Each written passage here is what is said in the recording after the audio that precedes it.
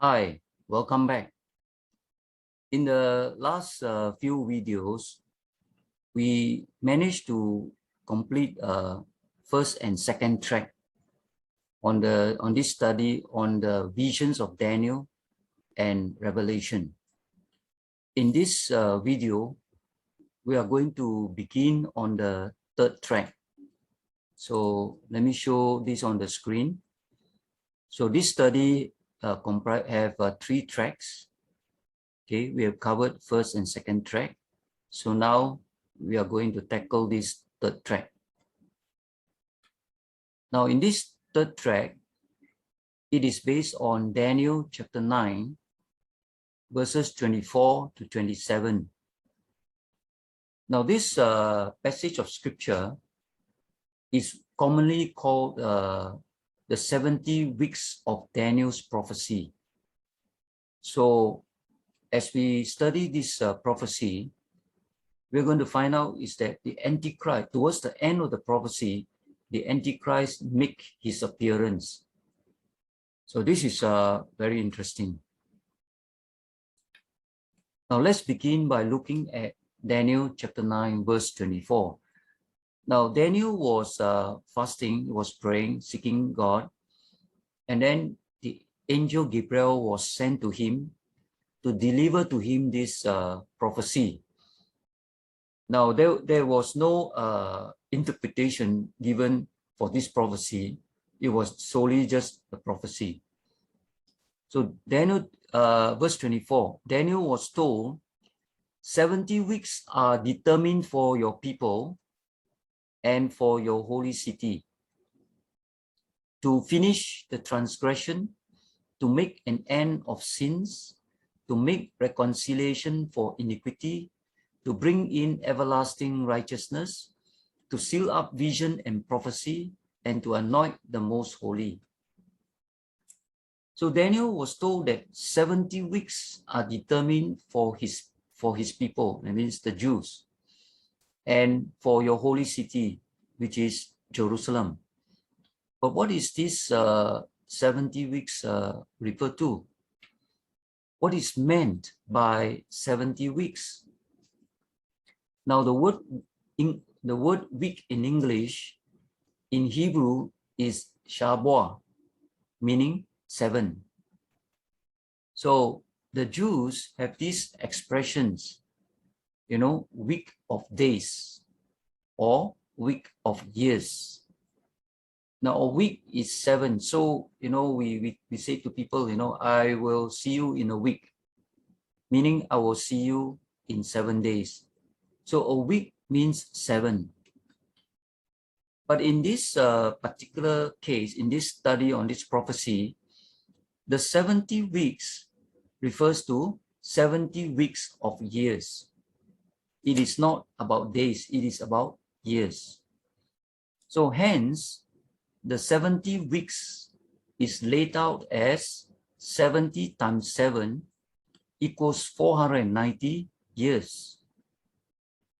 But please note here is that the 490 years refers to the prophetic years. It's not the solar years, it's not the lunar years. What's the difference? Well, one prophetic year is 360 days. And you compare this to the solar year. You see, our modern English calendar, the Gregorian calendar, is based on the solar year, solar system, right? So it's 365.24 days. That's when the earth moves around the sun, okay? 365.24 days.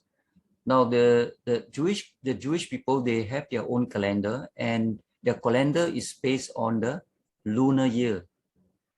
There is 354.37 days.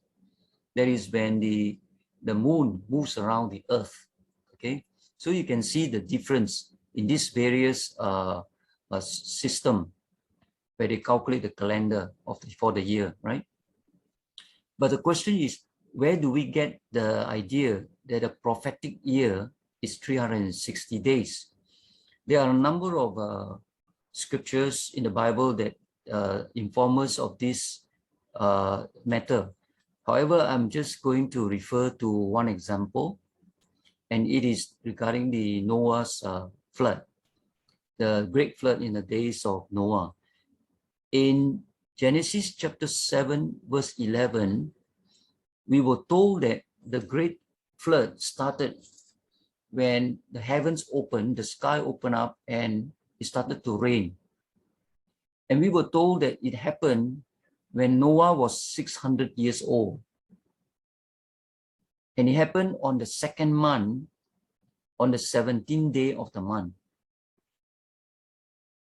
And then few verses down in Genesis 7 verse 24, now we were told that we understand that the rain fell continuously for 40 days and 40 nights until the waters began to rise and covered all the mountains of the earth, including Mount Everest. So, and the Noah's Ark was just floating on the water, right? And then in Genesis 7:24, we were told that the waters prevailed for 150 days until the ark rested on Mount Ararat. So the ark was floating, and then 150 days later, it came to rested on top of Mount Ararat. Now that doesn't mean that the water is completely receded from the earth. From what we know is that it took 1 year, slightly over a year, for the water to completely recede from the earth. But here in Genesis 7:24, we were told that 150 days passed by, and then the ark rested on Mount Ararat. Then in Genesis chapter 8 verse 4, we are further told that the ark finally rested on Mount Ararat on the 7th month, on the 17th day of the month. So in other words, from the day it started to rain on the second month of Noah, 600 years of Noah, second month, then until the ark rested on Mount Ararat, it was 5 months later. Okay, so in these 5 months, the Bible tells us that it is 150 days. So if 150 days you divide it by 5 months, we get 30 days a month. And 30 days times 12 months will give us 360 days. So the Bible tells us is that a prophetic year has 360 days. It's a round number, okay? So God has a plan for the Jews that lasted 490 years.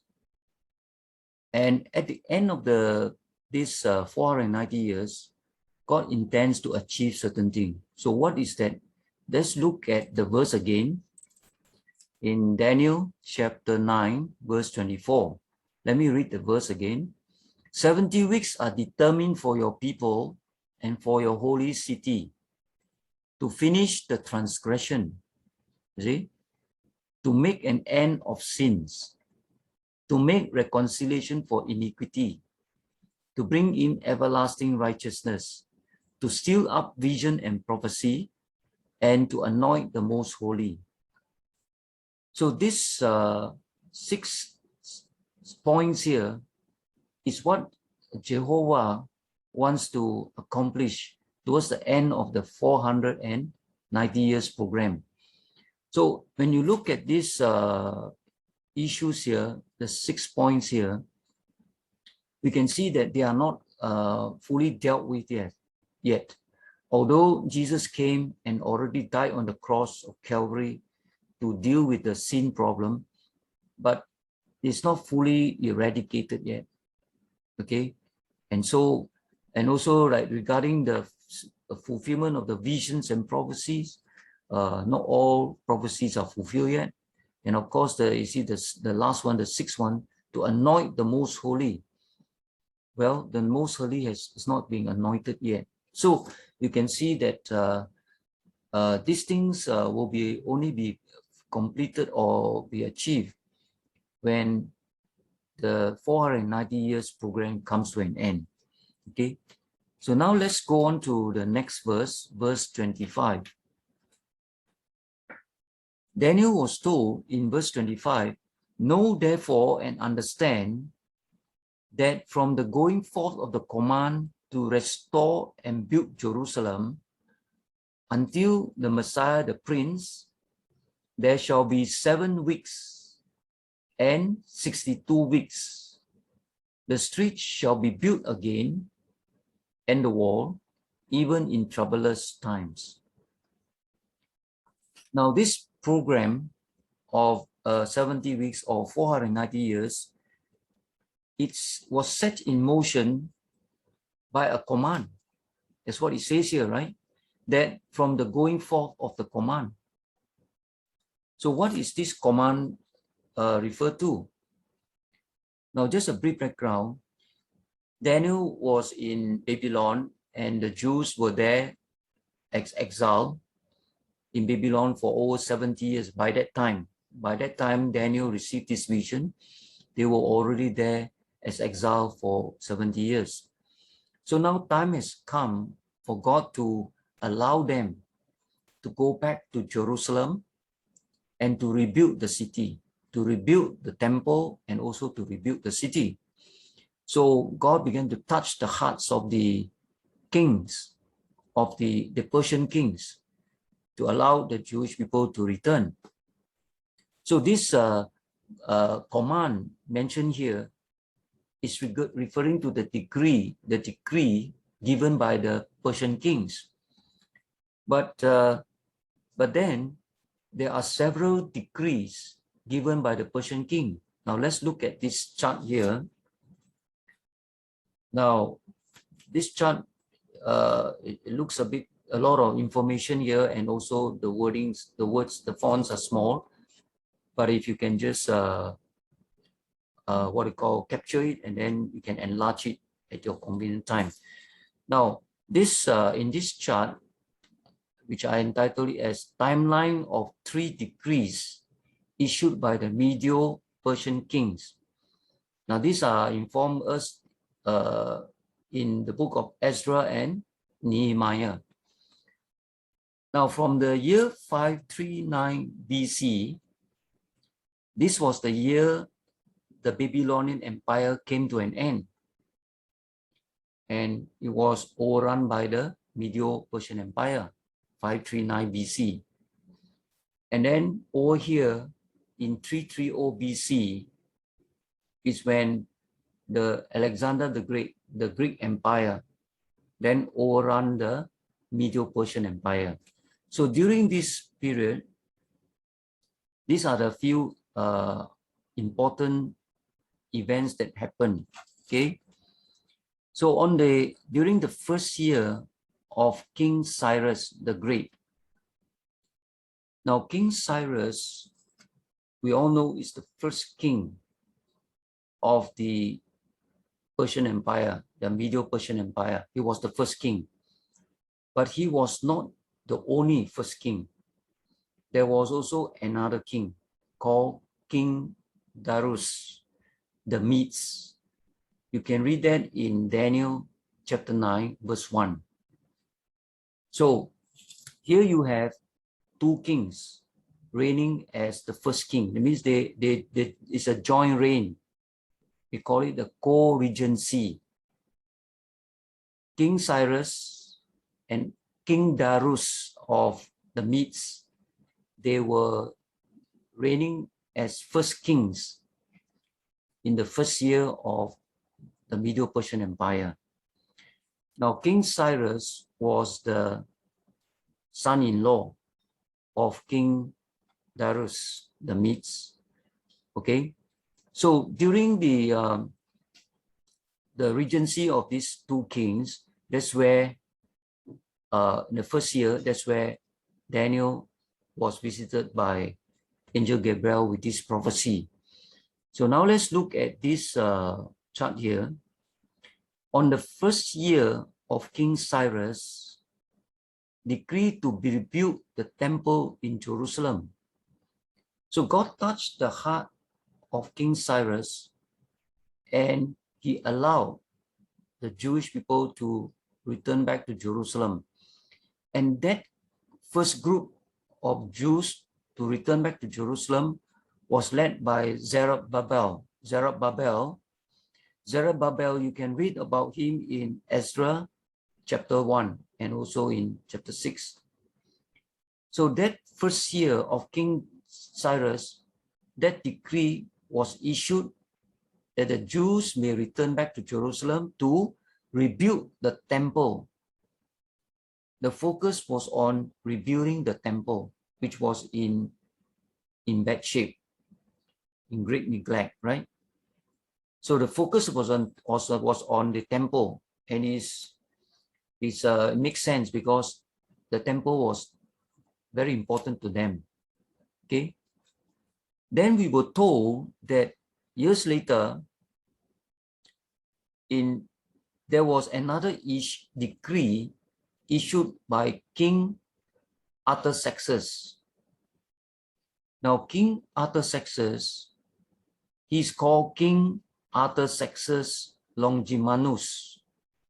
Longimanus means he has a long fingers. That's why it's called Longimanus. So King Artaxerxes Longimanus began his reign from 465 to 424. But on his seventh year, right, seventh year of King Artaxerxes, he issued another decree. This time is for the Jews to go back to Jerusalem to restore the spiritual conditions of the people there. And that group that returned to Jerusalem was led by Ezra, the scribe. And you can read that in Ezra chapter 7, in the book of Ezra. So that second decree was to deal with the spiritual condition of the people in Jerusalem. Okay. Then 14 years later,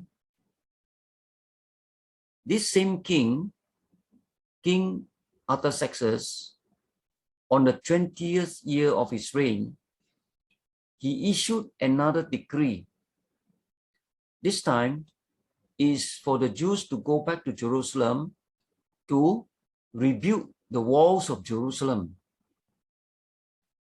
And the group that returned to Jerusalem was led by Nehemiah, the cupbearer. So you can read that in the book of Nehemiah, chapter 2, especially. So this, considering this, there are 3 decrees, right? 1, 2, and 3. But this third decree given by King Artaxerxes in his 20th year, that decree was for the Jewish people to rebuild the walls of Jerusalem. Nothing to do with the temple. So it is this decree, this particular decree or command is what was mentioned by Angel Gabriel. You see? When Angel Gabriel said, "Know therefore and understand that from the going forth of the command," it means the decree issued by the Persian kings, right? The going forth of the command to restore and build Jerusalem. Until the Messiah, the Prince, there shall be 7 weeks and 62 weeks, the street shall be built again, and the wall. So this command has to do with the rebuilding of the walls that surrounds Jerusalem and also the streets in the city. It has nothing to do with the temple. So that's why this command is referring to the command issued by King Artaxerxes in his 20th year. The question we ask is, when did it happen? in what year? Well, this issue was tackled by Herod Honor, and Herod Honor, in his study, he determined that the decree to restore Jerusalem was in the year 444 BC. Now, this is also confirmed by secular historians, because King Artaxerxes, as a what you call a well-known king in the Persian Empire, so it's also well known in the confirmed in the among the secular historians, right? So this decree to restore Jerusalem was in the year 444 BC. But in what month was it? It was in the month of Nisan. Now, how do we know it's Nisan? Because in the book of Nehemiah, chapter 2, we were told that, let me read. It came to pass in the month of Nisan, in the 20th year of King Artaxerxes. So Nehemiah chapter 2 verse 1 tells us that the decree was issued in the month of Nisan. Now Nisan is the first year in the Jewish calendar. So if it is the first day of Nisan, that means it is the new year, a sacred new year, a sacred new year. Now, please take note that for the Jewish people, they also have another new year that is called, it's a circular new year that falls in the month of Tishri, first day of Tishri. That is around September, October of the Gregorian calendar. So the Jews also have another new year, which is in the month of Tishri. But this one, in the month of Nisan, is a sacred new year. So Herod Honor, he had in his study has determined that the decree or command issued by King Artaxerxes was given on the 1st of Nisan. And then he further discovered that 1st of Nisan corresponds with the 5th of March of the Gregorian calendar. So here we have now determined that the decree was issued in the year 444 BC on the 1st of Nisan, which is equivalent to the 5th of March. Now let's go back to what you call the verse 25. It says here that, know therefore and understand that from the going forth of the command to restore and build Jerusalem, so we already know is in the year 444 BC, on the 1st of Nisan, which is equivalent to the 5th of March. Then it says, until the Messiah, the Prince. Now, the Messiah, the Prince, is none other than our Lord Jesus Christ. So, from the command to restore until the time of Jesus, it says, there shall be 7 weeks and 62 weeks. So, and the streets shall be built again, and the wall, even in troublous times. So let's look now at this chart here. So it says that from the command to restore Jerusalem, then there is 7 years will pass. 7 weeks will pass. Now 7 weeks is equivalent to 49 years. So what is this mark here then? It is referring to the completion of the wall and streets of Jerusalem. Now you may ask why it takes so long for the Jews to build the wall and then to build the streets. The reason is because they face persecution, they face obstruction by the Gentile neighbors that lives around Jerusalem. So that's why it took them so long to complete building the wall and the streets. So anyway, after these 7 weeks, there is further 62 weeks. And this 62 weeks is equivalent to 434 years. So, and then it comes to this mark. And this mark is what was read to us just now, given to us, is until the Messiah, the Prince. The command issued until the Messiah, the Prince, which is this mark here, until the Messiah, the Prince. Now this mark here, until the Messiah, the Prince, is referring to Jesus entering into Jerusalem, the final time, which is what is called the triumphant entry of Jesus into Jerusalem.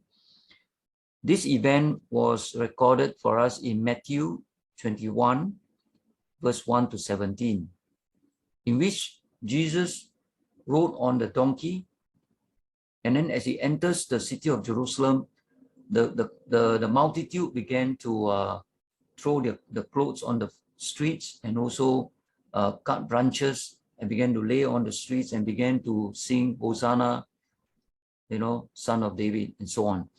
So this event is the mark here, okay? And that entry of Jesus into Jerusalem is determined to be in the year AD 33. And it is further determined that it is on the 10th of Nisan, which falls on the Monday, okay? And that 10th of Nisan is equivalent to the 30th of March, okay? So now let's look at this calculation that Herod Horner arrived at in his conclusion. Now, according to him, the decree issued was in the year 444 BC. Then the triumphant entry into Jerusalem was in the year AD 33. So in other words, the intervening period was 476 years. Actually, if you add these two, it should be 477, right? Why is it only 476 years? It's because of this. You see, from the BC period, that is before Christ, as it reduced to the zero, is it 3 BC, 2 BC, 1 BC, then it comes to 0 BC. Then it began with the first AD, Anno Domini 1, 2, and 3. Then it comes to today will be 2021, right? So there is this 0 BC. Now 0 BC is a repetition, right? From 1 BC to 0 BC, and then 0 BC to 1 AD, there is a repetition. So that's why we have to minus 1 year. So instead of 477, we have to reduce 1 year, becomes 476 years.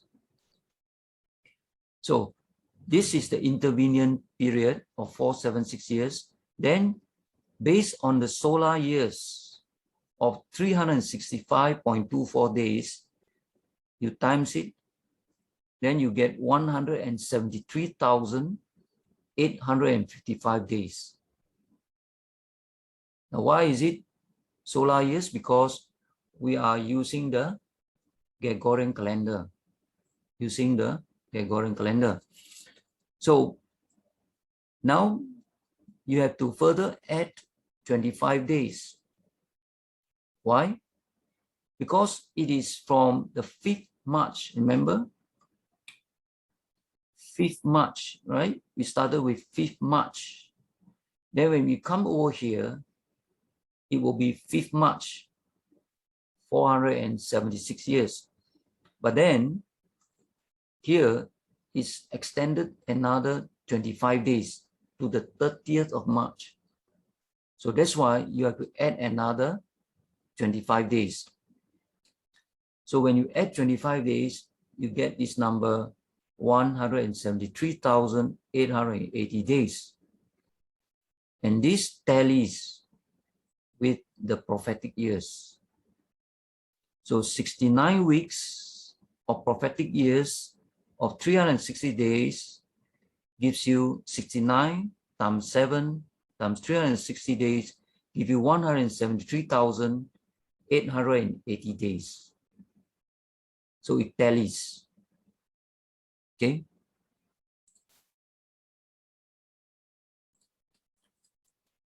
Now, at this juncture, I would like to say this question, right? That is, why is it that the phrase "until the Messiah, the Prince," right, refers to Jesus' triumphant entry into Jerusalem just before he went to the cross? So why is that referred to that event and not refer to Jesus' birth? Right? Why is it not referring to Jesus' birth, the day he was born?